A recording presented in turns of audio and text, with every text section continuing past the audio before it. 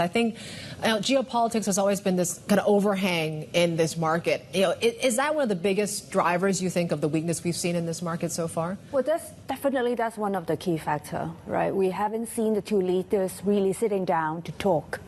I think we need that happen. And Blinken's, potential visit, and maybe Janet Yellen.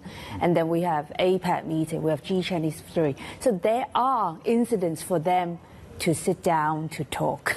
Yeah. I mean, they need to talk before anything can happen, right? Yeah. So if we get, well, clearly we're seeing an improvement on that front. Yes. We can debate, I guess, how quickly that's improving. Yes. The other sticking point is the economy, and we're getting more stimulus this week. Is this rally, can I trust this rally that's taking place, especially here in Hong Kong? So far, I've seen it's not enough. I think the stimulus package. Eva, I was setting you up there. But I'm telling you the truth. Okay, thank you. If you look back at, the property market, I mean, the sales, the prices, still disappoint. We need that happen. Like people in April, the data telling you that they are deleveraging. They're paying off their existing mortgage. That's worrying. Why you would do that? Because you don't want to hold this as your asset class. You try to sell it because you do not see a lot of price appreciation from here. So I think that's something, they need to strengthen that sentiment. I'm not saying that we should expect, property boom and all that, but at least you have that sentiment to keep your existing property. Yeah, and we're not quite seeing this recovery being reflected in earnings, for example, right? And a lot of people talk about the valuations are cheap. Yeah. Do you think they're cheap enough to at least buy on these dips? And are we likely to see at least some fundamentals looking better in the second half? Again, the truth. We want the truth, Eva, always. Yeah.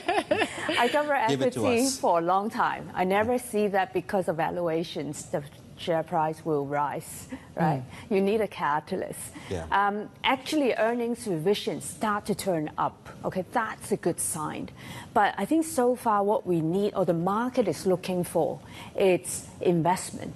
So far, when I hear the entire results season, all the senior management, what they talk about, cost control. We're going to have better margins. Even the market is challenging, we should be good. No one talk about, I'm going to invest this and that. Yeah, they do invest in AI, but not that sort of the traditional industry. They're really talking about CapEx spending. I think that also reflected, if you look at the April or first 4 months of the year, the FAI. FAI did grow, but this is mainly driven by infrastructure, government spending, not private enterprise spending more. So is it possible we've seen the top for the year already? I'm setting you up again. Okay, tell us the truth. Well, I think put that way, we have second quarter earnings, we will continue to revise up. We see the geopolitical tension improving. We will have a bounce. But I think if you talk about, I rely on, stimulus policy, I worry that people will disappoint because they are unlikely to have these sort of 2008, that type of stimulus the happening. Big bazooka. Yep. So you think it's still important to stay defensive? Looking at high-yielding stocks, for example. I know that's how you kind of barbell it at the moment. Yeah, I sort of like, no one knows. I mean, it's cheap. I still want to see the consumption recovery, so I still position in that. But on the other hand, put some money into yield just in case the market disappoints. I think that's sort of the barbell that we're coming out of.